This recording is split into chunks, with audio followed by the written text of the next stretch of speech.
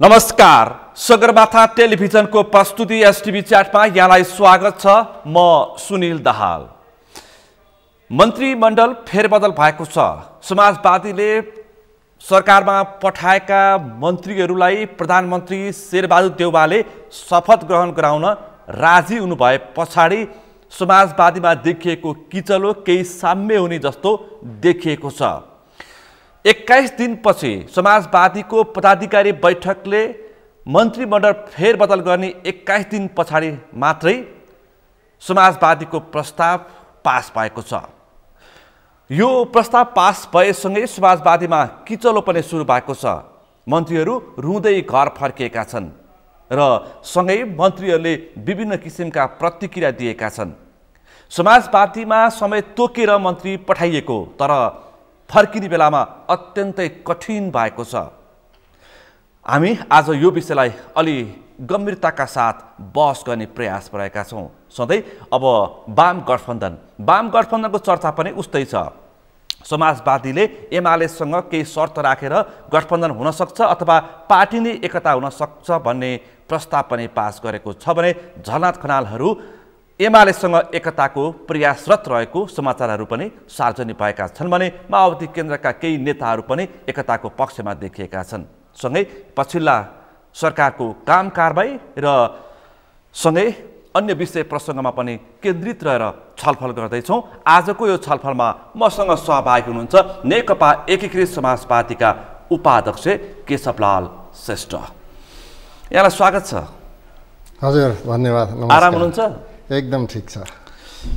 21 दिनपछि तपाईहरूले निर्णय गरेको आफ्ना मन्त्रीहरू फिर्ता बोलाउने विषय कार्यान्वयनमा गयो।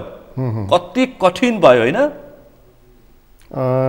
यो कठिन भन्ने कि अब यसलाई एउटा प्रोसेस प्रक्रिया भनौँ।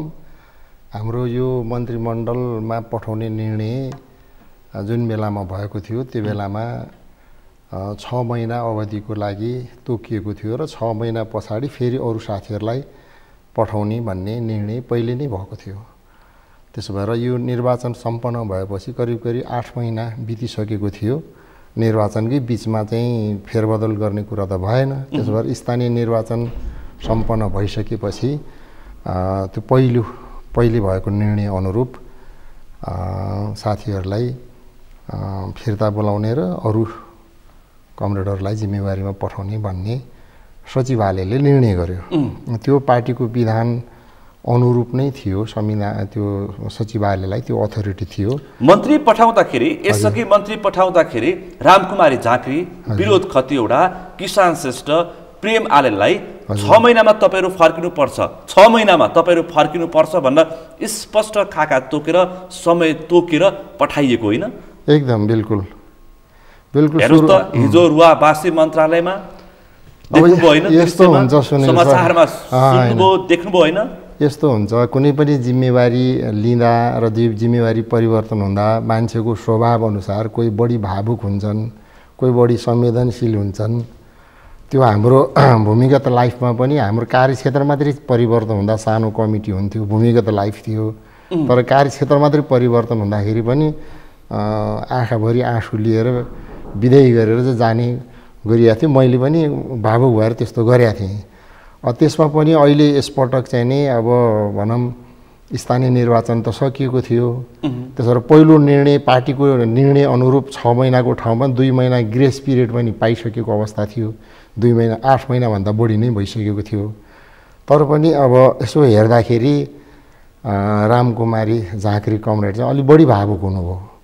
मैले पनि त्यो प्रत्यक्ष चाहिँ देखेको थिएँ। पार्टीभित्रको कार्यक्षेत्र भूगोल छोड्दाखेरिको त्यो जुन भावना र सिंहदरबारमा प्रत्यक्ष प्रसारण भइरहेको थियो, आम दर्शकले हेरिरहेका थिए, मन्त्री पद छोड्नु पर्दाको पीडा भनेर मान्छेले अर्थाइरहेको छ। मेरो विचारमा त्यो पीडा नै भन्ने मलाई लाग्दैन। किनभने उहाँ रामकुमारी झाँक्रीलाई पार्टीले नै चिनेको छ। मलाई लाग्छ मिडियाकर्मी तपाईँहरूले नि चिन्नुभएको छ र आम नागरिकले पनि धेरैले चिनेकै छन्। उहाँ कति बेला चाहिँ अब आक्रोशमा आउनुहुन्छ, कति बेला चाहिँ भावुक बन्नुहुन्छ। यो चाहिँ उहाँको स्वभावजन्य कुरा हो। उहाँ विद्यार्थीको नेता हुँदाखेरि पनि बेला बखत त्यो सार्वजनिक रूपमा पनि व्यक्त भएको थियो। त्यसो भएर त्यसलाई अनौठो मान्न जरुरी छैन भन्ने मलाई लाग्छ। तर मानिसहरूले त अत्यन्तै अनौठो रूपमा लिइरहेछन्। पद र पैसा भनेपछि नेताको लागि कति मरिहत्ते हुँदो रहेछ भनेर मानिसहरूले व्याख्या गरिरहेका छन्। म चाहिँ सुनिल सरलाई तपाईँको मिडिया मार्फत पद र पैसा त्यही त मिडिया मार्फत के कुरा जाहेर गर्न चाहन्छु भने रामकुमारी झाँक्री विद्यार्थी आन्दोलनबाट अगाडि बढ्नुभएको हाम्रो पार्टीको अगुवा महिला नेत्री हुनुहुन्छ। त्यसो भएर उहाँलाई पद र पैसाको मोह छ भन्ने मलाई चाहिँ लाग्दैन। पद र पैसाको लागि त्यस्तो चाहिँ भावुक बनेर पैसाको लागि छैन भनेदेखि हिजो शहरी विकास मन्त्रालयमा बलिन्द्र आँसु झारेको देख्दाखेरि त अनि उहाँ बढी भावुक हुनुभयो। यस मानेमा कि अब जोसुकैले पनि आफ्नो जिम्मेवारी लिइरहँदाखेरि म यो जिम्मेवारी यो काम गर्छु भन्ने खाका कोरेकै हुन्छ। त्यति मात्रै होइन, पार्टीको आफ्नो ऐतिहासिक कार्यभार निर्धारित नै छ। कुन कुन मन्त्रालय अन्तर्गत के काम गर्ने र नेपाली विशेषताको समाजवाद निर्माणको लागि के जिम्मेवारी र दायित्व वहन गर्ने भन्ने कुरा त क्लियरै छ नि। त्यसो भएर उहाँले तोकेको समयभित्र जे काम गर्ने अठुट गर्नुभएको थियो, पार्टीले जे कुरामा उहाँलाई निर्देश गरेको थियो त्यस अनुरूप त्यहाँको मन्त्रालयको सचिव सहसचिव लगायत विभिन्न त्यस अन्तर्गतका डिजीहरूको एउटा टिम उहाँसित भयो। उहाँले टिम भन्नुभयो। त्यसो भएर टिमसँगको जुन एउटा सद्भाव, टिमसितको टिम वर्क जुन थियो त्यो चाहिँ नै अब जिम्मेवारीबाट बाहिर आउने बेलामा बढी भावुक हुनुभयो। त्यो कुरो उहाँले भन्नुभयो। देशमा 2046 साल पछाडि अहिलेसम्म हेर्दाखेरि 1000 भन्दा बढी मन्त्री भइसकेका रहेछन्। 1000 भन्दा बढी मन्त्री भइसकेका रहेछन् यो देशमा राजनीति गर्ने विभिन्न राजनीतिक दलका नेताहरू। हजुर 1000 भन्दा बढी भनेपछि यस्ता दृश्यहरू बिल्कुल अत्यन्तै न्यून देखिन्छन्। त्यो झाँक्रीमा देखियो। हजुर छापामार शैलीमा तपाईँले फिर्ता बोलाउनु भयो।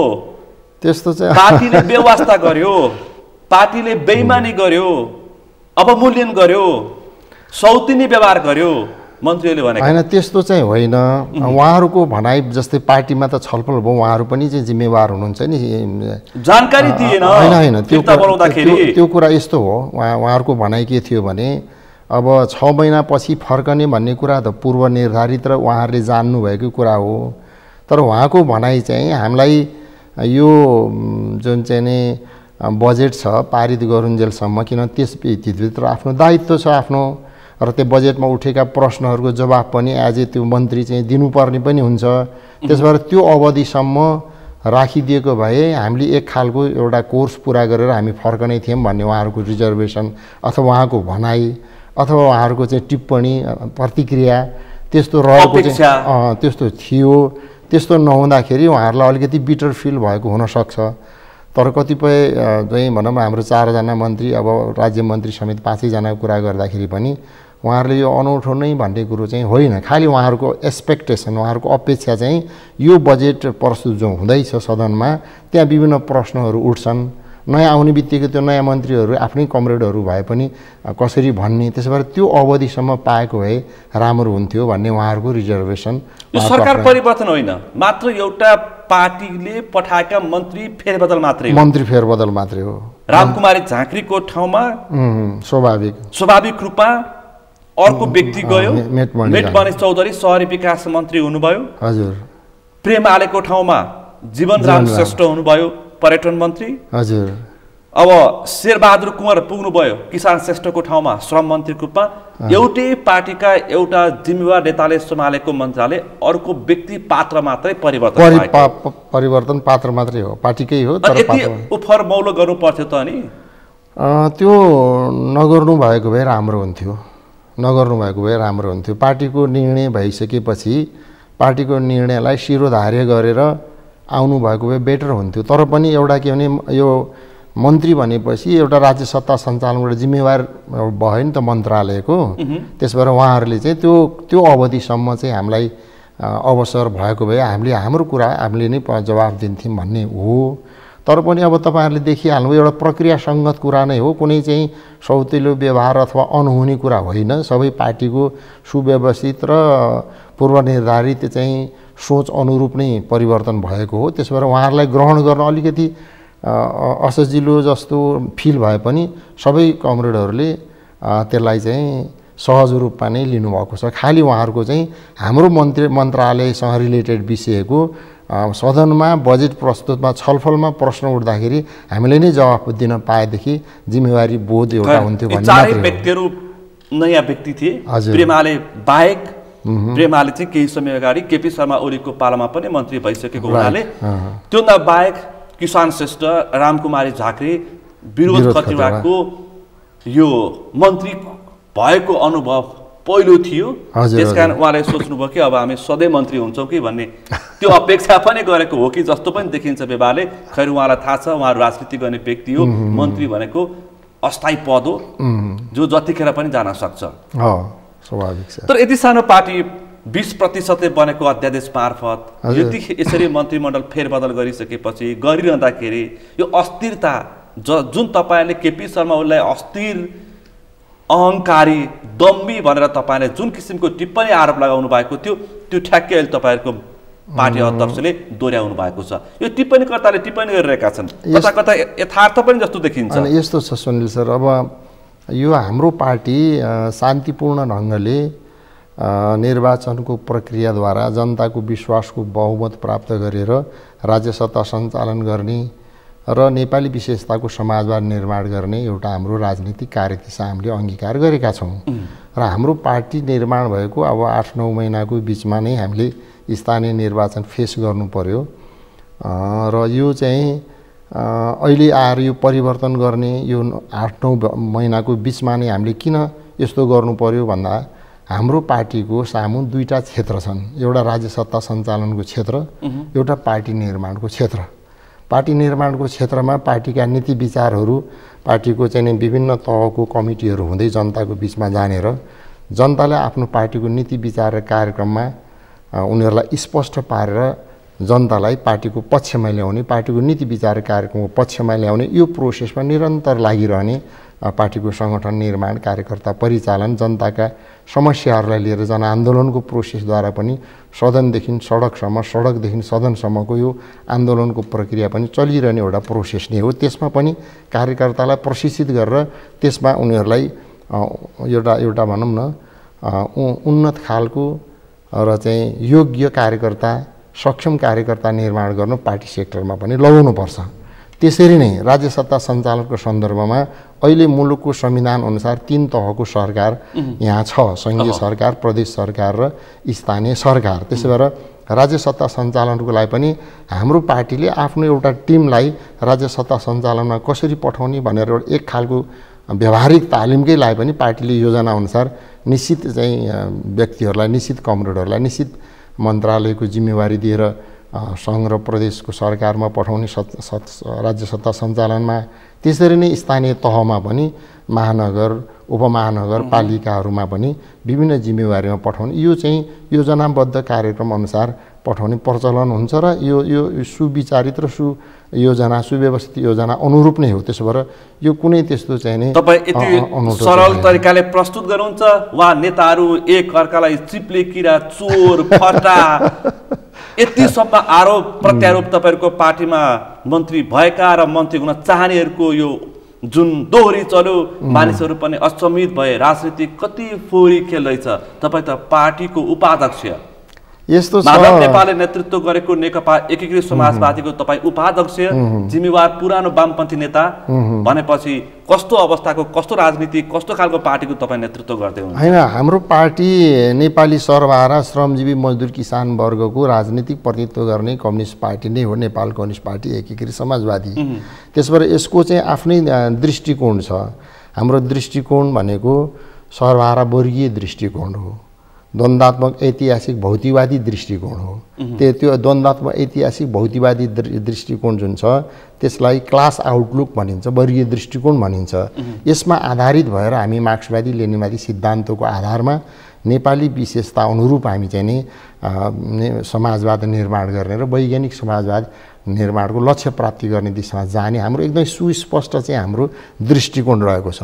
त्यसबाट 62-63 को जनक्रान्ति पछि हामीले यो नेपाली क्रान्ति नयाँ चरणमा प्रवेश गर्यो, दोस्रो चरणमा प्रवेश गर्यो, अथवा समाजवादी क्रान्तिको समाजवादी निर्माणको चरममा प्रवेश गर्यो। त्यसो भएर यति बेला हामीले 5 वटा ऐतिहासिक कार्यभार पुरा गर्नुपर्ने हुन्छ। पहिलो कुरा, हामीले उत्पादक शक्तिलाई सुदृढ गर्ने, उत्पादक शक्ति अर्थात् सर्वहारा श्रमजीवी मजदुर किसान शक्तिलाई चाहिँ सुदृढ गर्ने र उत्पादनको साधनमाथि उत्पादक शक्तिको चाहिँ स्वामित्वलाई स्थापित गर्ने र उत्पादक शक्ति र उत्पादनको साधनबीचको सम्बन्धलाई प्रगतिशील दिशामा उन्मुख गराउँदै समाजवादको दिशातर्फ अगाडि बढाउने यो एउटा पहिलो कार्यभार, ऐतिहासिक कार्यभार हो पार्टीको। र दोस्रो कुरो भनेको हामीले आम रूपमा नेपाली जनता र विशेष गरेर सर्वहारा श्रमजीवी मजदुर किसानहरूको सामाजिक आर्थिक समृद्धिको लागि चाहिँ योजनाबद्ध र चरणबद्ध ढङ्गले आर्थिक विकास, सामाजिक आर्थिक विकासको कामहरू गर्दै अगाडि बढाउने, विकास निर्माणको कामहरू गर्दै अगाडि बढाउने, यो दोस्रो चाहिँ ऐतिहासिक कार्यभार हो। तेस्रो कार्यभार भनेको हामीले हाम्रो मुलुकको चाहिँ नि मुलुकलाई कसरी आत्मनिर्भर बनाउने, कसरी स्वाधीन राष्ट्रिय अर्थतन्त्र निर्माण गर्ने भन्ने दिशामा विकासको मोडेल, प्रगतिशील विकासको मोडेल चाहिँ निर्धारण गरेर हामी चाहिँ अगाडि बढ्ने। प्रगतिशील विकासको मोडेल भनेको आम रूपमा नेपाली जनता र सिङ्गो राष्ट्र र विशेष गरेर हामी सर्वहारा श्रमजीवी वर्गको राजनीतिक पार्टीको हिसाबले विशेष गरेर सर्वहारा श्रमजीवी मजदुर किसानहरूको सामाजिक आर्थिक चाहिँ समृद्धि गर्ने र मुलुकलाई समृद्धि गर्ने र एउटा स्वाधीन राष्ट्रिय अर्थतन्त्र निर्माण गर्ने अर्को हाम्रो चाहिँ ऐतिहासिक कार्यभार हो। त्यसो भएर हामीले चरणबद्ध ढङ्गले सामाजिक आर्थिक रूपान्तरणको प्रक्रियाद्वारा यसलाई अगाडि बढाउनुपर्छ भन्ने मान्यता हामीले राखेका छौँ। नेकपा एकीकृत समाजवादीको मूल्य मान्यता यो ऐतिहासिक कार्यभार। तपाईँ यति मिठो जनपक्षीय कुराकानी गर्नुहुन्छ। हिजो मन्त्रीहरू सिंहदरबार छोड्दाखेरि पार्टीले टेन्डर र सरुवामा कमिसन पैसा उठाएर कमिसन नदिएको कारणले गर्दाखेरि हामी छोड्न बाध्य हुनु पर्यो भन्ने आशय व्यक्त गरेर फर्किएका छन्। त्यस्तो चाहिँ बिल्कुल होइन। यति दबाब र यति प्रभाव पर्यो हामीले कमिसन उठाउन सकेनौँ, ठेकेदारहरूबाट पार्टीलाई बुझाउन सकेनौँ, त्यसकारण हामी बाध्य भएर फर्किनु पर्यो भनेर। त्यस्तो बिल्कुल कुरै होइन। नीति यस्तो छ होइन, नेताहरूको व्यवहार अर्को छ। त्यस्तो बिल्कुलै छैन। हाम्रो पार्टी विद्रोह गरेर एकीकृत समाजवादी बनाउने सन्दर्भमा एउटा मूल्य र मान्यता हाम्रो के हो भने पार्टी भ्रष्टाचार कमिसन तन्त्रमा मुछिनु हुँदैन। व्याप्त रहेको चाहिँ जुन भ्रष्टाचार र कमिसन तन्त्र हो त्यसलाई चाहिँ अन्त्य गरेर जानुपर्छ भन्ने मान्यता हाम्रो रहेको हो। र हामी चाहिँ दलाल पुँजीवाद र दलाल पुँजीपति वर्गको चाहिँ नि हित होइन, हामी नेपाली जनता र विशेष गरेर श्रमजीवी मजदुर किसान वर्गको हितलाई केन्द्रित गरेर हामी जानुपर्छ भन्ने मान्यता रहेको हुनाले यो कुरा चाहिँ गलत कुरा हो। जो चाहिँ यो कमिसनको कुरा नमिलेर यो बिल्कुल गलत हो, बिल्कुलै गलत कुरा हो। त्यसमा तपाईँ त एउटा इमानदार नेता, तपाईँलाई पत्तो पनि नभएको हुन सक्छ। होइन, मलाई भित्र त धेरै कुराहरू छन्। होइन, मलाई पत्ता नहुने कुरै छैन, किनभने स्थायी कमिटीमा छलफल हुन्छ, केन्द्रीय कमिटीमा छलफल हुन्छ, पोलिट ब्युरोमा छलफल हुन्छ, पदाधिकारीको बिचमा नि छलफल हुन्छ। त्यस मान्यता हामी अगाडि बढेकै छैनौँ। त्यसो भएर हामी जनतामा पार्टीका शीर्ष नेताहरूले मन्त्रीलाई कामै गर्न दिएनन्। चुनाव आइसक्यो, खर्च उठाऊ, प्रश्न जनताले बुझ्ने भाषामा त्यतिसम्म दबाब र प्रभावमा हामी पर्यौँ।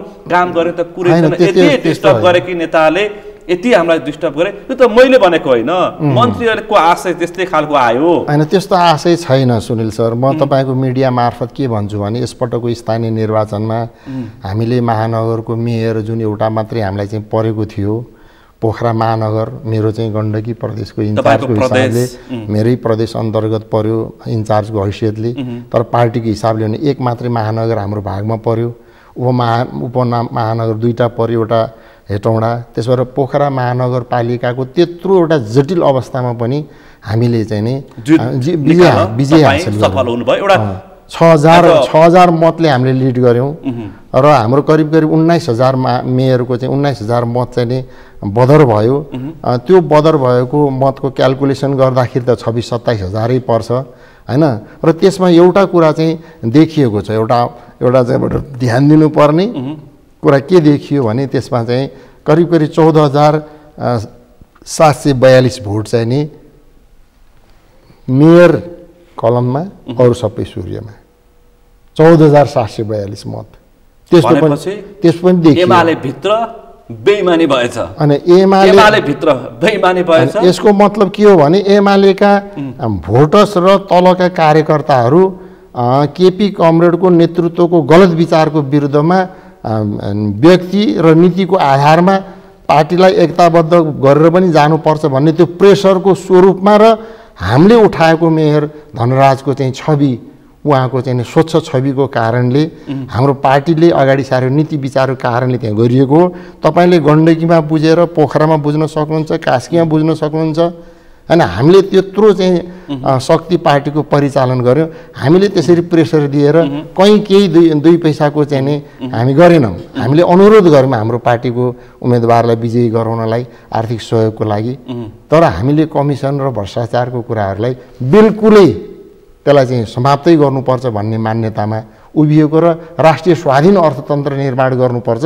दलाल पुँजीवाद होइन, दलाल पुँजीपति वर्गको हित होइन, राष्ट्रिय पुँजीपतिहरूको हित गर्नुपर्छ भन्ने मान्यता हामीले जे पोलिसी निर्धारण हो त्यो पोलिसीको आधारमा त्यो विजय हासिल गरेको हो। तपाईँ यति वामपन्थी आदर्शको कुराकानी गर्नुहुन्छ, यति वामपन्थी आदर्शको तपाईँ व्याख्या गर्नुहुन्छ, प्रशिक्षण गर्नुहुन्छ, तर मन्त्रीहरूको काम कारबाही शैली धेरै पर जान्न। सबैको चासोको विषय हिजोको तपाईका 4 मन्त्री बाहिरीको विषय सबैलाई चासोको विषय छ। त्यसकारण म वरिपरि त्यसमै कुराकानी गर्न चाहन्छु। तर मन्त्रीको काम कारबाही शैली, बोल्ने तरिका, बाहिर आएका मिडियामा आएका सञ्चार माध्यममा, सामाजिक सञ्जालमा आएका अभिव्यक्ति, मुख छाडेका विषयहरू, अनि सचिव परिवर्तन, आयोजना प्रमुख परिवर्तन, विभागीय प्रमुख परिवर्तन, लेना देना सबै बाहिर आयो। अन्तिममा त विरोध खतिवडाले औषधिमा समेत चलखेल गर्नुभयो भनेर हिजो सबै सञ्चार माध्यममा समाचार आयो। अब यस्तो हुन्छ। अब एउटै पार्टीको मातहतको पार्टीकै शीर्ष नेताहरूको पङ्क्तिभित्र पनि सबैको बोली व्यवहार जीवनशैली बराबर समान हुन्छ भन्ने अपेक्षा गर्न सकिन्न। तर मल्लाग्दी एउटा पार्टीको मन्त्री जिम्मेवार नेताले मल्लाग्दी बोल्न पनि हुँदैन। त्यसो भए त्यो मान्छेको आफ्नो, मैले त्यही भन्न खोजेको, मान्छेको आफ्नो कोही चाहिँ नि स्वभावजन्य चाहिँ हुन्छ उनीहरूको बोलीचाली शैलीहरू, होइन? त्यसबाट होइन त्यस्तो फरक हुन सक्छ। होइन मैले भन्न खोजेको के छ भने बेबिचारी बोली बोल्ने नेतालाई, मन्त्रीलाई एउटा तपाईहरुले होइन आलोच्य छ। होइन अर्को बेइमानी हुन्छ। होइन, मैले भन्न खोजेको केही स्वभावजन्य चाहिँ शैलीहरू हुन्छन् र को चाहिँ त्यसमा पनि केही चाहिँ बेठिक खालको पनि हुन्छन्। जस्तै बेठिक कार्यशैलीको बारेमा त पार्टीभित्रै पनि आलोचना हुन्छ नि, होइन? बोलीचाली, व्यवहार, लवाई खुवाई, जीवनशैलीका कुराहरू त्यो पारदर्शी छ, सबैले देखेको छ। मिडियाकर्मीले, सारा चाहिँ नि नागरिक समाजले देखेको हुन्छ नि। यसलाई एकमुष्ट जवाफ दिने प्रयास भन्दाखेरि पनि म इङ्गित गर्छु प्रेमालेको पछिल्ला अभिव्यक्ति कति सुहाउँदा थिए, कति सामाजिक मर्यादा अनुकूल थियो, तपाईले पनि हो ठीक छ भन्न सक्नुहुन्न। हैन, त्यो चाहिँ यस्तो हो, पार्टीमा छलफलै हुन्न, प्रेमालाई कारबाही हुन्न, अनुशासन आयोग पनि छ होला पार्टीमा। हैन, छलफल हुन्छ, छलफल भयो। हिजो नेकपा एमालेमा अनुशासन नमान्ने पंक्ति भनेर आरोप टिप्पणी कटाक्ष गर्नेहरू तपाईको पार्टीमा छरपष्ट भयो। हैन, अब यो प्रेमाले कमरेडको केही बोलीचालीको बारेमा उहाँले केही अभद्र अशिष्ट व्यवहार गर्नुभयो भन्ने बारेमा मिडियामा आयो। हामीले पनि त्यो चाहिँ बुझ्यौँ र उहाँसित पनि त्यो कुराकानी गरौँ। उहाँसित पनि कुराकानी भयो र यस्तो खालको चाहिँ नि शैली चाहिँ छोड्नुपर्छ र चाहिँ जनशैली, जनतालाई सुपाच्य हुने व्यवहार गर्नुपर्छ, अरूलाई चाहिँ घोचपेच गर्ने खालको, उहाँहरूलाई फिल हुने खालको, अरूलाई मन लाग्दी त्यस्तो गर्नुहुन्न भन्ने बारेमा उहाँलाई भनिएको छ। मैले पनि आफैले पनि भनेको छु, हैन? अब हाम्रो चाहिँ पार्टीमा हाम्रो एउटा रिलेसन छ, तर हाम्रो दाजुभाइको रिस्ता पनि छ। त्यसो भएर मैले उहाँले पनि मलाई दाइ भन्नुहुन्छ, मैले भाइ पनि भन्छु र मैले पनि उहाँलाई भनेको छु। त्यसो भएर केही त्यस्तो शैलीहरू चाहिँ छन्, त्यो बिस्तारै क्रमशः चाहिँ परिवर्तन हुन्छ। त्यसमा पार्टीको ध्यान एकपटक होइन, दुई पटक होइन, गएको छ, धेरै पटक उहाँले बोल्दै आउनु भएको छ। पार्टी चुपचाप छ, किनकि गाली गर्यो अथवा कारबाही गर्यो भने एमाले पार्टी छोडेर एमाले तर्फ गइहाल्छ, बालकोट धाइरहेछ। तपाईलाई पनि पार्टीमा सदस्य जोगाउन त्रास छ। हैन, त्यस्तो छैन। उहाँलाई चाहिँ हामीले भनेका छौँ। जस्तै हाम्रो स्थायी कमिटीको मिटिङमा उहाँ उपस्थित हुनुभएको थियो नि त, स्थायी कमिटीकै मिटिङमा पनि उहाँले भन्नुभयो हामीलाई खालि चाहिँ यो बजेटको छलफलमा केही प्रश्न आयो भने हामीले जवाफ दिन पाउँदाखेरि एउटा कोर्स पुरा भएको फिलिङ हुन्थ्यो। यो त अर्को विषय हो। होइन मैले त्यसैलाई जोड्न खोजेको। त्यसो भएर उहाँले चाहिँ म पार्टीको चाहिँ निर्णयलाई पालना गर्छु र मैले राजीनामा दिन्छु भन्ने कुरा पनि गर्नुभएको थियो। र त्यो मिटिङको ब्रेकमा मैले उहाँलाई भनेको थिएँ तपाईँको चाहिँ व्यवहारको बारेमा नि बोलीको बारेमा नि केही आएको छ त्यसलाई नै सुधार गर्नुपर्छ भनेर मैले पनि भनेको थिएँ। अध्यक्ष कमरेडले पनि उहाँलाई चाहिँ भन्नुभएको थियो। त्यसो भएर त्यो चाहिँ हुन्छ पार्टीमा र सुधार्ने प्रोसेस र सुध्रिने प्रक्रिया जान्छ, रूपान्तरित हुने प्रक्रिया हुन्छ पार्टीभित्र माथिदेखि तलसम्म विभिन्न कमिटीहरूमा। कमिटी एउटै कमिटीभित्र पनि हुनसक्छ। त्यसो भएर त्यो चाहिँ कार्यशैलीको कुरा हो, अभिव्यक्तिको शैलीको कुरा हो। त्यो क्रमशः चाहिँ सुधार भएर जाने कुरा हो। पार्टी नेतृत्वले पनि त्यसलाई सुधार गरेर लाने प्रयत्न गर्छ। मन्त्रीमण्डल फेरबदल, हजुर, मन्त्री फेरबदल, नेकपा यसमा कलहको बिउ छैन। अब एकदम जे जिज्ञासा कार्यकर्ताको पङ्क्तिमा, नागरिक समाजमा, मिडियामा थियो त्यो एकदम सहज ढङ्गले एउटा चाहिँ स्वाभाविक रूपमा त्यो चाहिँ रिप्लेस भएको छ। त्यो रिप्लेस हुँदाखेरि अब कोही बढी भावुक हुनुभयो, रामकुमारी कमरेड अलिकति भावुक हुनुभयो होइन, आँसु चाहिँ आयो। त्यो चाहिँ अब महिलाको हिसाबले पनि होला अथवा चाहिँ उहाँको स्वभावजन्य कुरा पनि हो, मैले अघि नै भने। त्यसबाट त्यसलाई अन्यथा मान्नै हुँदैन। हेरौँ त्यसको असर कति दिनपछि फेरि देखा पर्छ। रामकुमारी झाँक्रीले सबै हेर्ने त व्यवहार नै हो। पार्टीको सचिव हो तर नेकपा यसको मैले सदस्यता लिएको छैन भन्नुभएको छ। अब किसान श्रेष्ठ र प्रेमालेको बोलचालै बन्द नै देखिएको छ। तपाईँलाई पनि थाहा छ, तपाईँ कति भन्नुहुन्छ पार्टीको उपाध्यक्ष हो, बोलचाल रहेनछ। अब पछिल्लो समय यो मन्त्रीबाट बाहिरिने क्रममा तपाईँका बाहिरका 4 मन्त्रीहरू कहिले खुमलटार पुग्ने, कहिले बालटारमा धर्ना बस्ने काम गरे। प्रेमाले पछिल्लो समय माधव नेपाललाई साथ दिएर धोका दिनुभयो रे।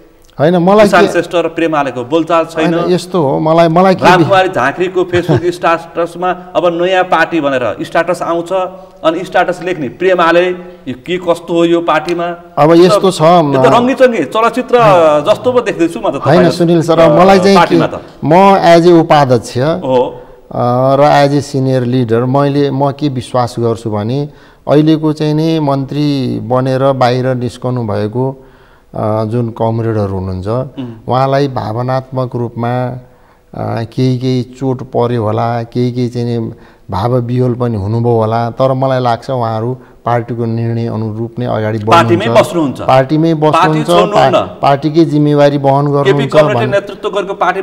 होइन, मलाई विश्वास छ उहाँहरू यताउता जानुहुन्न। अब पार्टीको नयाँ निर्णय केही भयो भने त्यो पनि निर्णयकै अनुरूप उहाँहरू जानुहुन्छ भन्ने कुरा म अपेक्षा गर्छु। अब हामी सबैले हेर्ने कुरा त आखिरमा अन्ततः व्यवहार नै हो। म अपेक्षा गर्छु व्यावहारिक रूपमा उहाँ पार्टीको पङ्क्तिको पक्षमा र नेपाली चाहिँ क्रान्तिको नेकपा एकीकृत समाजवादी उहाँले छोड्नुहुन्न, राष्ट्र र जनताको हितको पक्षमा उहाँहरू दृढतापूर्वक उभिनुहुन्छ र पार्टीको निर्णयलाई, पार्टीको जिम्मेवारीलाई वहन गरेर जानुहुन्छ भन्ने म पूर्ण रूपमा अपेक्षा गर्छु। अपेक्षा पुरा होस्। तपाईँ अब मैले भनिसकेँ तपाईँ एउटा इमान्दार नेता हुनुहुन्छ, त्यसकारण मैले हिजो बाहिरका मन्त्रीहरूलाई बोलाइन, तपाईँबाटै सुन्नु न। तपाईँ पार्टीको उपाध्यक्ष, अलिकति माधव नेपालको विश्वासिलो पात्र के हो वास्तविकता बुझौँ भनेर मैले तपाईँलाई बोलाएँ। हजुर, धन्यवाद छ। अनि यो 8 महिनामा तपाईँका 4 मन्त्रीले कति काम गरेछन् जनताको पक्षमा, जनपक्षीय काम? केपी ओलीको नेतृत्वमा बनेका 3 मन्त्रीहरू भन्दा माधव नेपालले पठाएका 4 मन्त्रीले कति राम्रो काम गरेछन्? अब त्यसको कामको मूल्याङ्कन त अझै गर्न बाँकी नै छ। तर समग्रतामा हेर्दाखेरि उहाँहरूले पार्टीको निर्देशनलाई पालना गरेर पार्टीको नीति विचार सोच अनुरूप आफ्नो क्षमता पनि हुनु पर्यो। क्षमताको आधारमा क्षमतावान भएरै पठाएको होइन हो, तुलनात्मक रूपमा हामीले चाहिँ क्षमतावान भनेरै पठाएको हो। र एक हिसाबले त्यो एउटा राज्य सत्ता सञ्चालनमा उहाँहरूलाई पठाएर त्यसको भूमिका कस्तो हुन्छ त्यसको मूल्याङ्कन पनि गर्ने, पार्टीको कार्यकर्ताहरूको त पार्टीले मूल्याङ्कन पनि गर्नु पर्यो नि। त्यो एउटा निश्चित फ्रेमवर्क, निश्चित समय अवधिभित्र पार्टी नेतृत्वले राख्न सक्छ। मन्त्रीको कार्यशैली, मन्त्रीको काम कारबाही 8 महिनाको कामको समीक्षा गर्न सक्छ र होइन गर्न सक्छ, गरिएको छ। सम्मानीय नेता, उपाध्यक्ष, सचिव महासचिव भन्दा बलिया मन्त्रीहरू देखिए? होइन, छैन त्यस्तो होइन, आफ्नो जिम्मेवारी छन्। र समग्रतामा भन्दाखेरि पार्टीले दिएको जिम्मेवारीलाई केही कमी कमजोरीको बावजुद मूल रूपमा पार्टीको चाहिँ नि धारणा अनुरूप आफ्नो जिम्मेवारीलाई चारैजनाले चाहिँ वहन गर्नुभयो। अब दुईटा मन्त्रीले पत्रकार सम्मेलन गरेर भन्नुभयो प्रेमाले मैले 90%। हजुर, मैले त्यो पनि सुने, काम सफल गरेँ। हजुर, मैले 90% 100मा 90 अङ्क ल्याएँ मैले भनेर दाबी गर्नुभयो। दुई मन्त्रीको पत्तै भएन, मोबाइल अफ छ। एकजना मन्त्री धर्दै रुएर फर्किनु भयो। मैले चाहिँ सबैलाई सम्पर्क गरेको छु। मैले जस्तै म हिजो बिहानै हेटौँडा गएर आएँ, त्यो बिचमा पनि मैले किसान श्रेष्ठलाई पनि फोन सम्पर्क गरेँ। विरोधजीसँग मेरो फोन सम्पर्क चाहिँ हुन सकेन। एज ए उपाध्यक्ष मैले सबैसित कोसिस गरेका थिएँ। त्यसो भएर अब यो व्यवहारमा पछि हेर्ने कुरा हो, तर मेरो विश्वास छ उहाँहरू पार्टीको निर्णय अनुरूपले जानुहुन्छ। समग्रतामा अध्यक्ष माधव कुमार नेपालले मन्त्री परिवर्तन गर्ने होइन कि मन्त्रीहरूले माधव कुमार नेपालको पद परिवर्तन गर्ने सम्मको अवस्था देखियो। त्यस्तो चाहिँ हुन सक्दैन। त्यो उहाँहरूले रियलाइज त्यो अनावश्यक चाहिँ कुराहरू आए भनेरै भन्नुभयो। मैले पनि त्यो कुरा गरेको थिएँ उहाँहरूसित। त्यस्तो त हुनै सक्दैन नि, त्यो चाहिँ मिडियाले त्यसरी लेखे त्यस्तो पनि केही हुनसक्छ भन्नुभयो। किनभने माधव नेपाल भनेको हाम्रो पार्टीको त सिङ्गो आन्दोलनकै सिनियर लिडर हो नि त उहाँ। सिङ्गो देशको कम्युनिस्ट आन्दोलनकै सिनियर लिडर हो नि त। त्यसो भएर त्यस्तो कुरा कसैले विधिको कुरा गर्ने सक्दैन। विधिको कुरामा केपी ओलीको कटाक्ष गर्ने अनि विधिमाथि आफू नबस्ने माधव नेपालमाथि लगाइएको आरोप।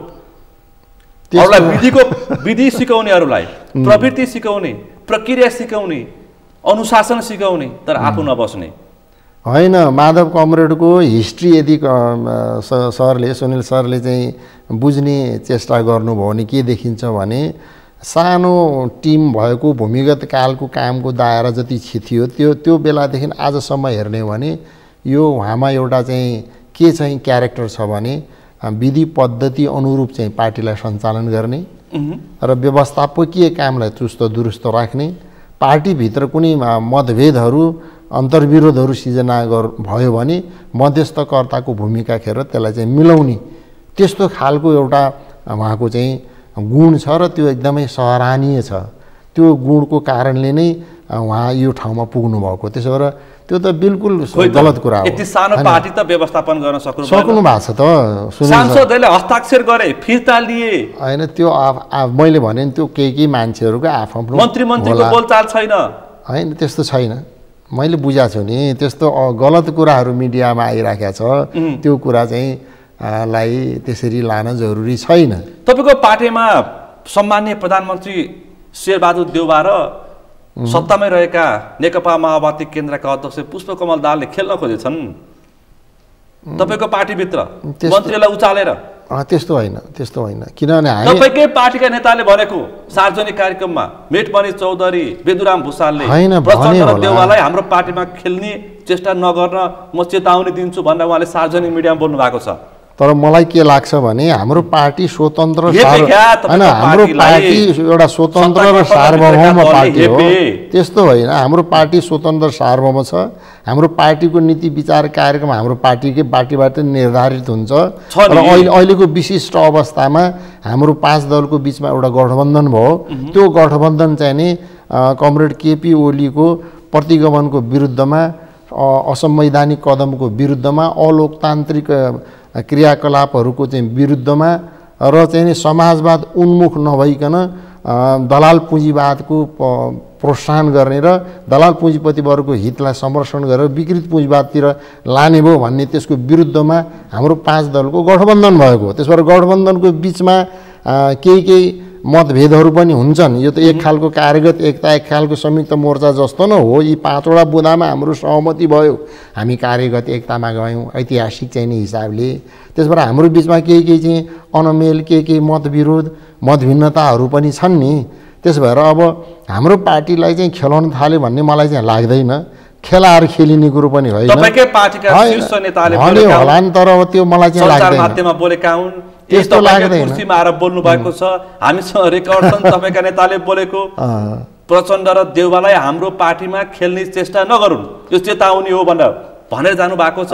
यतिसम्मको कुरा आयो कि केटाकेटी ठट्टा कुरा आयो कि प्रचण्डका मान्छे र देउबाका मान्छेले के भनेर भन्दाखेरि यदि तिमीहरूले यी 4 जना खतिवडा, झाँक्री, श्रेष्ठ र आलेले छोड्नु पर्यो भने आफ्नो सूची प्रस्तुत गर पार्टीमा, दुःख देऊ भनेर उकासे रे। त्यसकारण 4-5 जनाको फेरि अर्को नाम सूची सार्वजनिक भएको थियो नि सञ्चार माध्यममा।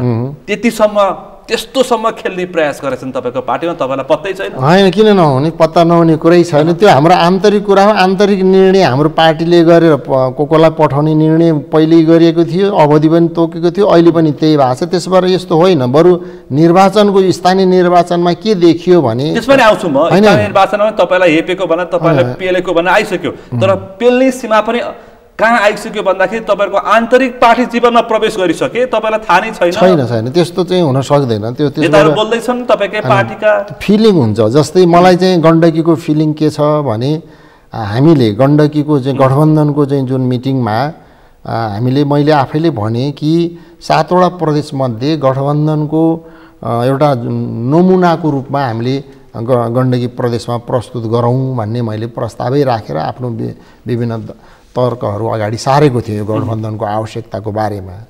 तर के भयो भने गण्डकीभरि हेर्दाखेरि त्यहाँ चाहिँ महानगरसहित 85वटा पालिका छ। त्यो 85वटा पालिकामध्ये गठबन्धन चाहिँ महानगरको मेयरमा भयो, त्यही महानगरको वडा 33वटामा पनि गठबन्धन हुन सकेन। 33 का 33 नेपाली तपाईँको गण्डकीको अथवा पोखरा महानगरपालिकाको निर्वाचनमा एमालेका नेताहरूको, त्यहाँका फुच्चे नेताहरूको पनि अडियो सार्वजनिक भयो। कति खेलो फड्को भयो, के कस्तो भयो, त्यहाँ स्थानीय तहका नेताहरूको एमालेमा कति अन्तर्घात भयो, आचार्य र थापालाई कसले कति सहयोग गर्ने भन्ने पनि छरपष्टै आयो। अब स्थानीय तहको समीक्षा पनि थोर बहुत एउटा पोखरा महानगरपालिकालाई दृष्टान्त राखेर पनि म कुराकानी गर्छु। यतिसम्म भने कि गठबन्धनभित्रका नेताले महानगरपालिकाको मेयर खोज्ने, वडामा सदस्य उठाउन सक्ने खालको हैसियत भएको पार्टीको कार्यकर्ता नभएको पार्टीले समय भनेर हेपे। अनि त्यो यस्तो हो जस्तै 33वटा महानगरको मेयरमा केन्द्रीय गठबन्धनले निर्णय गरेको कारणले गण्डकीका चाहिँ सबै नेताहरूले मान्नु पर्यो, स्वीकार्य भयो। महानगरमा सदस्य लड्ने होइन, त्यही भन्न खोजेँ। त्यसबाट त्यहाँ चाहिँ वडा 33वटा वडा छ नि, महानगरको 33वटा वडा पनि 5 दलको बिचमा भागभण्डा हुनु पर्यो। त्यो विषयमा धेरै पटक 9वटा बैठकहरू हाम्रो भयो गठबन्धनको, गण्डकी स्तरको चाहिँ गठबन्धनको 9वटा बैठकमा लगातार त्यहाँ छलफल भयो। र 11 गते आइपुग्दाखेरि हामी के निष्कर्षमा आयौँ भने अब धेरै गठबन्धनका साथीहरूले चाहिँ महानगरको मेयर नै पाइसकेपछि तपाईँहरूले दाबी गर्नु उपयुक्त हुँदैन भन्ने भनाइ पनि त्यहाँ व्यक्त भयो। तर मैले चाहिँ के भने यो गठबन्धनलाई उदाहरणको रूपमा प्रस्तुत गर्ने हो भने आफ्नो यो चाहिँ महानगरभरिमा 5 दलीय गठबन्धनको शक्ति, सामर्थ्य, कार्यकर्ता र सङ्गठनको आधारमा जनताको चाहिँ पक्षधरताको आधारमा चाहिँ हाम्रो चाहिँ विभाजन गरेर मिलाएर जानु उपयुक्त हुन्छ भन्ने कुरा तर्क राखियो। र फाइनल्ली के गरियो भने 33वटा वडामध्ये एकीकृत समाजवादीलाई 4वटा वडा, माओवादी केन्द्रलाई 5वटा वडा, जसपालाई 1वटा वडा र बाँकी 23वटा नेपाली काङ्ग्रेसलाई दिने भन्ने हाम्रो सहमति भयो। र त्यो सहमतिमा रामचन्द्र पौडेलले हस्ताक्षरै गरेर पनि चाहिँ निर्देशन जारी गर्नुभयो। तर 12 गते चाहिँ नि उम्मेदवारी दिँदाखेरि नेपाली काङ्ग्रेसले 33को 33 वडामा उहाँहरूले उम्मेदवारी त्यसमा पनि आउँछ, त्यसमा त्यो उहाँहरूको दम्मको बारेमा। तर यो मन्त्रीमण्डल त्यसबाट त्यो त मैले भन्न खोजेको परिवर्तन गर्दाखेरि महिला सदस्यले राख्नु भएन तपाईँहरूले? खोइ त महिला सदस्य, महिला सदस्य राख्नु पनि तपाईँ एउटा उपाध्यक्ष पार्टीको जवाफ दिनुपर्छ। जवाफ त दिउँला होइन, तर त्यो पार्टीले एक खालको जे निर्णय गर्यो त्यसमा सबै हिसाबले चाहिँ गरिएको छ, त्यसलाई फेरि हामी नफर्काउँ। दिनुपर्छ होइन, महिला सदस्य पनि दिनुपर्छ, सकेसम्म महिलालाई पनि दिनुपर्थ्यो। आदिवासी, दलित, जनजाति, मुस्लिम, एउटै जिल्लाबाट 2टा मन्त्री, एउटै जिल्लाबाट मधेसी सबैलाई मिलाउनु पर्थ्यो। तर हामी त 4वटा सिट छ नि हजुरको, त्यस भएर 4वटा सिटमा हामीले चाहेसम्म त महिलालाई पनि पठाउनु पर्थ्यो, हामीले चाहिँ मधेसीलाई नि पठाउनु पर्थ्यो, मुस्लिमलाई पठाउनु पर्थ्यो। त्यो अहिले हुन सकेन। अहिले त्यो हुन सकेन। महिला नेतृत्वले आलोचना गरिरहेछन्, कमिटीमा छलफलमा पनि उठेकै थियो। माग गरेका थिए। खैर अनि केन्द्रीय कमिटीको बैठक त हाम्रो सकियो नि त अस्ति। केन्द्रीय कमिटीको बैठकमा केही महिला नेतृत्वहरूले त्यो कुरा उठाएकै थिए। अनि कसैले एउटा होइन दुईटा महिला हुनुपर्छ भन्ने पनि थियो। त्यो त सुनवाई त नेतृत्वले गरेको छ नि। त्यसबाट नेतृत्वले धेरै छन्। त्यसबाट त्यो चाहिँ के भनेदेखि आफ्नो माग दाबी गर्ने राइट नभएको व्यक्तिलाई चाहिँ मन्त्री बनाउने, गोविन्द बन्दीलाई हामी सांसद लडेका मान्छेलाई चाहिँ मन्त्री नबनाउने होइन। त्यो एउटा स्थिति अनुरूप हो। पार्टीले पनि त्यसलाई चाहिँ नि अहिलेको आवश्यकता अनुसार चाहिँ नि एउटा निर्णयमा पुग्यो पार्टी। त्यसबाट आवाज उठेको कुरा पनि हो, सही हो। केन्द्रीय कमिटीमा महिला नेतृत्वहरूले कुरा उठाउनु भयो। तर अब एउटा निर्णय चाहिँ पार्टी भयो, त्यो पार्टीको निर्णयलाई फेरि केन्द्रीय कमिटीले बैठकले नै माने होइन, पारितै गर्यो। सचिवालयको निर्णयलाई स्थायी कमिटीले नि पारित गर्यो, केन्द्रीय कमिटीले नि पारितै गर्यो त। अनि के फरक पर्यो? हलले सर्वसम्मत ढङ्गले पारित आलोचना गर्नु र माधव नेपालको प्रवृत्ति र शैलीमा के फरक पर्यो? होइन त्यो त फरक पर्यो नि हजुर। यही फरक पर्यो। होइन जस्तै केपी कमरेडले चाहिँ नि कमिटीको निर्णय नगरिकन एकल निर्णयबाट गर्नुहुन्थ्यो। तर यहाँ के देखिने पद्धति सम्मत, प्रक्रिया सम्मत, पार्टीको विधान सम्मत ढङ्गले देखाउने किन यथार्थमा व्यवहारमा सचिवालयको निर्णय हो। त्यसलाई चाहिँ स्थायी कमिटीले अनुमोदन गरेर लामो छलफलपछि केपी ओलीको ठाउँमा केपी ओली मात्रै खराब, तपाईँको ठाउँमा चाहिँ तपाईहरु सबै खराब। खराब होइन, हामी त सही भयौँ नि। किनभने हामीले पार्टीको विधान र पद्धति सम्म निर्णय त पद्धति अनुसार गरियो नि त हजुरको होइन। त्यसरी केन्द्रीय कमिटीले बेइमानी होइन, त्यसो छलफलको नाममा बेइमानी भयो। त्यस्तो हुँदैन सुनिल सर, त्यस्तो के हुँदैन भनेदेखि होइन एउटा सिटको सीमितता र माग धेरै भएको अवस्थामा कसरी लाने भनेर पार्टीको नेतृत्वले सोच्ने हो। सुविचारित रूपमा निर्णय प्रस्ताव हो, त्यो प्रस्तावलाई छलफलपछि सर्वसम्मत ढङ्गले पारित गरियो। विमति कसैले राख्नु भएन, छैन। किन पार्टीको बैठकमा नोट अफ डिसेन्ट गरेर विमति जाहेर गरे नि त्यो हिस्टोरिकल र सही हुने भयो। बाहिर टिप्पणी गर्छन् भने त्यो अलग कुरा हो, तर सर्वसम्मत निर्णय भएको छ, यसमा अन्यथा होइन। पार्टीको मुख्यमन्त्री कहिले परिवर्तन गर्ने बागमती प्रदेशको? अब त्यो खै अब बिस्तारै होला। प्रधानमन्त्रीले त भनिसक्नु भयो इन्द्र बानियालाई बागमती प्रदेशको मुख्यमन्त्री राजेन्द्र पाण्डेलाई फर्काउनुस् भनिसक्नु भयो। होइन, त्यो एउटा प्रक्रियामा गठबन्धनको छलफल पछाडि एउटा साझा सहमतिमा होला, त्यो पछिको कुरा भयो। तर अहिले नै हामी भन्न सक्दैनौँ नि, त्यो त छलफलमा आउँदाखेरि एउटा प्रक्रिया उठेको छ। त्यो आन्तरिक रूपमा कुरा उठ्या छ, तर बाहिर त्यो प्रकट भइसकेका छैन, त्यो एजेन्डा बनिसकेका छैन। अहिले त्यो एजेन्डा बनिसकेका छैन। त्यो कुरा सम्भावना के छ? सम्भावना चाहिँ नि यो आगामी निर्वाचनसम्म, सङ्घीय प्रदेशको निर्वाचनसम्म यो परिवर्तन हुँदैन। तर इन्द्र बानियाले यसभन्दा अगाडि गरेको सहमतिको पत्र सार्वजनिक गरिसक्नु भएको छ। कांग्रेसका नेता कार्यकर्ताहरू बोल्न थालिसकेका छन्। मान्छेलाई नि सुनिल सर आफ्नो कुरा भन्ने स्वतन्त्रता हुन्छ। द्विपक्षीय हस्ताक्षर सार्वजनिक भइसक्यो, विरोधमा बोल्ने अधिकार पनि हुन्छ। 6 महिनापछि म इन्द्र बानियालाई ससम्मान यो पद छोड्छु भनेर राजेन्द्र पाण्डेले हस्ताक्षर गरेको पत्र सार्वजनिक भइसक्यो। मलाई चाहिँ थाहा छैन हेर्नु, म पत्र तपाईलाई देखाइन्छु एकछिनपछि। हैन, मलाई त्यो थाहा पनि छैन। तर यो कुरा सही के हुन्छ भने 5 दलीय गठबन्धनको सरकार भएको हुनाले 5 दल बसेर छलफल गरेर साझा सहमतिमा जे निष्कर्ष निक्लिन्छ त्यसको आधारमा चाहिँ गठबन्धनका सबै दलहरू चल्नुपर्छ। यदि त्यसमा विमति रह्यो र त्यो गठबन्धनसँग असहमत भयो भने त्यस्तो बेलामा गठबन्धनबाट अलग भएर पनि आफ्नो मान्यतालाई प्रकट गर्न सक्छन्, त्यो स्वतन्त्रता पनि रहन्छ। त्यसबाट संयुक्त मोर्चा कार्यगतता भनेको के हुन्छ भने निश्चित नीति विचार कार्यक्रममा सहमतिको कारणले तिनीहरू अगाडि बढ्छ। तर त्यसको अर्थ सबैमा सहमति भन्ने हुँदैन। यो 4 जना मन्त्रीको शपथ नभएको भए तपाईहरु सरकारबाट छोड्नुहुन्थ्यो? हैन, त्यस्तो होइन। यो गठबन्धन छोड्नुहुन्थ्यो एक लाइनमा? हैन, यो गठबन्धन अहिले भर्खर छोड्ने कुरा थिएन। हैन, 4 जना मन्त्रीलाई प्रधानमन्त्रीले शपथ ग्रहण नगराएको भए आज गराउने भनेको छ। आज त्यसलाई स्वीकारेको अस्वीकार गरेको भए के हुन सक्थ्यो? अस्वीकार हुन्छ भन्ने नै लाग्दैन। त्यसबाट होइन आकाश खसे के गर्ने भन्ने प्रश्न गर्नु भएन नि त सुनिल सर, होइन? त्यसबाट त्यो चाहिँ गठबन्धनको आधार छ नि त। गठबन्धन भएर 5 दलको सरकार बन्ने, 5 दलको राष्ट्रिय चाहिँ नि राजनीतिमा गठबन्धनले लिडिङ गर्ने एउटा निश्चित चाहिँ नि आधार छ, त्यसको सैद्धान्तिक वैचारिक आधार छ। यो आधार मङ्सिरको निर्वाचनसम्म ठिक छ।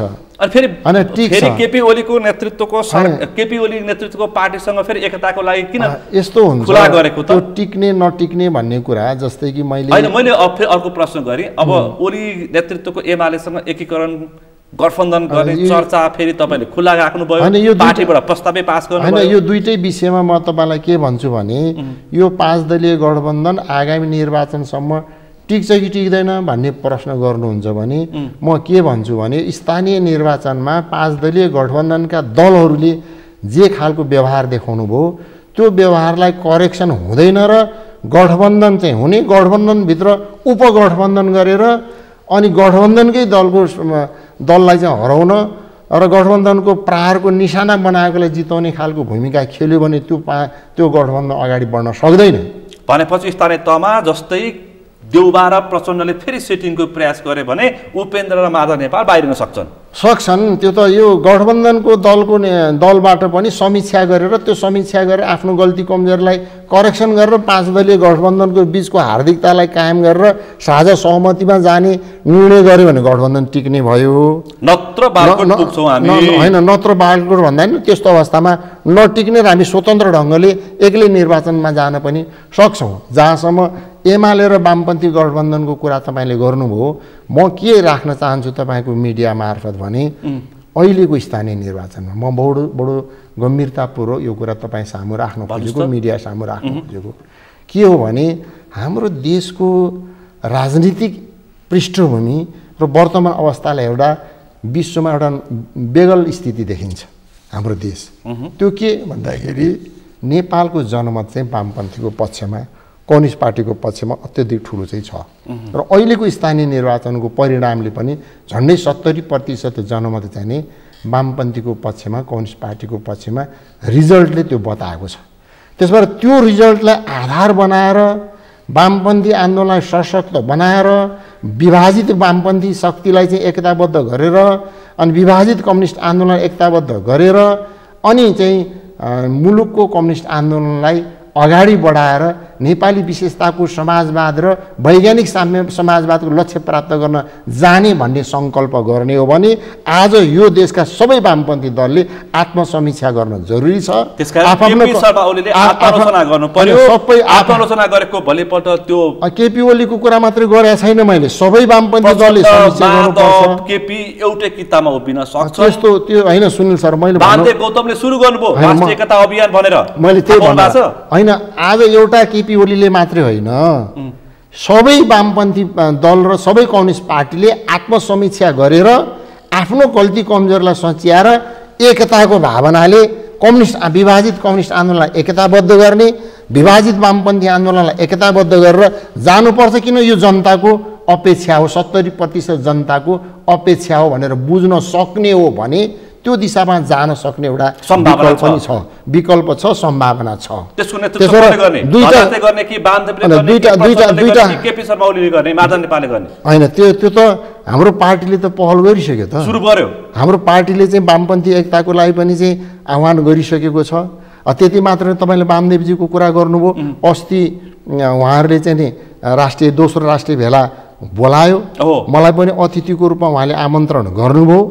किनभने उहाँ पनि वामपन्थी एकताको पक्षपति हो। होइन, म त हेर्नुहोस् वामदेवसित करिब 43 वर्ष सहयात्रा गरेको मान्छे, 36 सालदेखि। त्यसो भए मैले त्यही भेलामा पनि भने वामदेव कमरेड समेत सबै प्रतिनिधिहरूलाई मैले भने कि अहिलेको आवश्यकता यसरी अलग अलग वामपन्थी समूह बनाएर होइन, अहिलेको अवस्था सबै वामपन्थी शक्ति मिलेर एकताबद्ध भएर जाने हो। त्यसबाट वामपन्थी मोर्चा, वामपन्थी चाहिँ नि गठबन्धन गरेर अनि पार्टीकै एकताको लागि चाहिँ जानुपर्ने यो हिस्टोरिकल टास्क हो, ऐतिहासिक आवश्यकता हो। कसले त्याग गर्नु पर्यो? केपी ओलीले हैन, सबैले, प्रचण्डले हैन, माधव नेपालले, सबैले। वामदेवले कसले त्याग गर्नु पर्यो? त्याग आवश्यकता अनुसार सबैले गर्नु पर्यो, पहल पनि आवश्यकता अनुसार सबैले गर्नु पर्यो। गौतमले त आत्मआलोचना गरिसक्नुभयो, गर्नुभयो।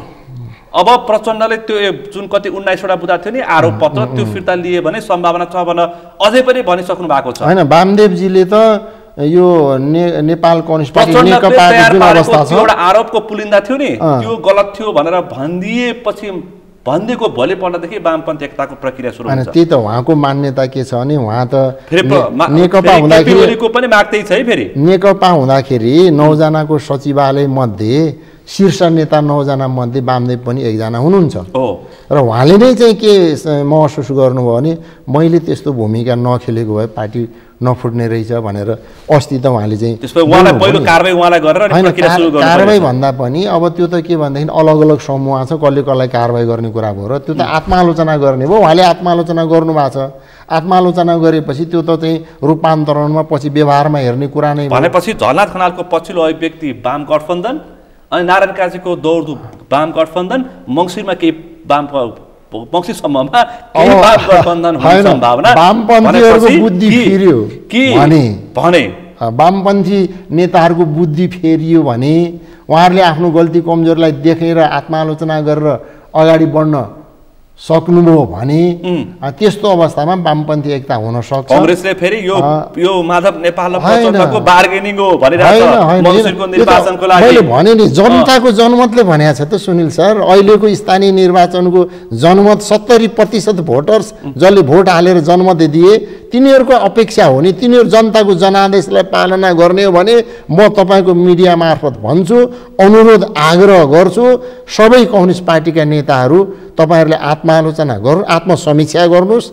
आत्मसमीक्षा गरेर आफ्नो गल्ती कमजोरलाई स्वीकार गर्नुस् र यो ऐतिहासिक रूपमा विभाजित कम्युनिस्ट आन्दोलनलाई एकताबद्ध गर्ने पहल गर्नुस् र वामपन्थीहरूलाई एकताबद्ध गर्ने पहल गर्नुस् भनेर म तपाईको मिडियाबाट आग्रह पनि गर्न चाहन्छु अनुरोध पनि गर्छु। वामदेवले गर्ने पहल अब हैन पहल हाम्रो पार्टी भयो तपाईको पार्टी त निर्णय गरिसक्यो कहिलेदेखि सुरु हुन्छ हैन छलफल अब हाम्रो भोलि र पर्सि चाहिँ हाम्रो केन्द्रीय परिषद प्रचण्डलाई भन्नुभयो केपीओलाई भन्नुभयो भनिन्छ हैन भनिन्छ हाम्रो चाहिँ मङ्सिरसम्ममा केही हुन्छ केही हुन सक्छ हुन सक्छ तपाई एकदम जे बोल्नुहुन्छ त्यो पूरा गर्ने नेता हो त्यसको सम्भावना छ मङ्सिरसम्ममा वामपन्थी एकता नभए पनि चुनावी गठबन्धन चाहिँ हुने देखियो हुन सक्छ। मैले बुद्धि फेरिनु पर्यो आत्मसमीक्षा गर्नु पर्यो र आफ्नो गल्ती कमजोरीलाई रियलाइज गरेर जाने आँट गर्नु पर्यो त्यो ऐतिहासिक आवश्यकता छ सुनिल सर। र त्यो स्थानीय तहको निर्वाचनमा देखिएको कांग्रेसको दममा देखियो भनेर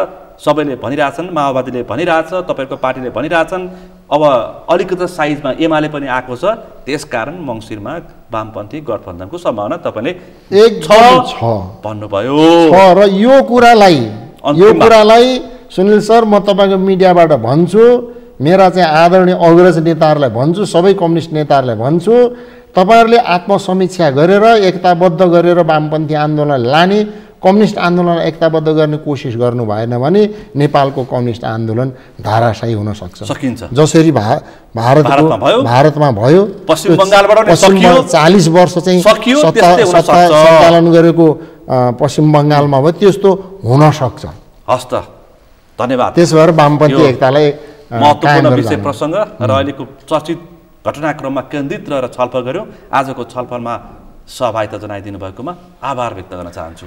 धन्यवाद सुनिल सरलाई पनि यो बोलाएर पार्टीको धारणा मेरो धारणा राख्ने अवसर प्रदान गर्नुभयो त्यसको लागि सगरमाथा टिभीलाई सुनिल सरलाई धेरै धेरै धन्यवाद ज्ञापन गर्न चाहन्छु र तपाईको मिडिया सगरमाथा टिभी देशव्यापी पुरा लोकप्रिय बन्दै जाओस् र मुलुकको राष्ट्रिय राजनीतिलाई जनताको अपेक्षा अनुरूप नेपालको विशेषताको समाजवाद निर्माण गर्ने दिशातर्फ उन्मुख भएर राष्ट्रको आवश्यकता र जनता आवश्यकतालाई सेवा गर्ने त्यो चाहिँ म शुभकामना दिन चाहन्छु। आज हामीले विशेष गरी समाजवादी भित्रको मन्त्री फेरबदल र समाजवादी भित्र देखेका के किचलो र वामपन्थी गठबन्धन र सत्ता गठबन्धनको विषय वस्तुमा केन्द्रित रहेर छलफल गर्यौं। आजको यो छलफलमा मसँग सहभागी हुनुहुन्थ्यो नेकपा एकीकृत समाजवादीका उपाध्यक्ष केशवलाल श्रेष्ठ। आजको विषय प्रसंग यति नै। भोलि अर्को विषय प्रसंगका साथ एसटिभी च्याट ल्याउने बाचा गर्दै म सुनिल दाहाल पनि बिदा चाहन्छु। सगरमाथा टेलिभिजन हेर्दै गर्नुहोला।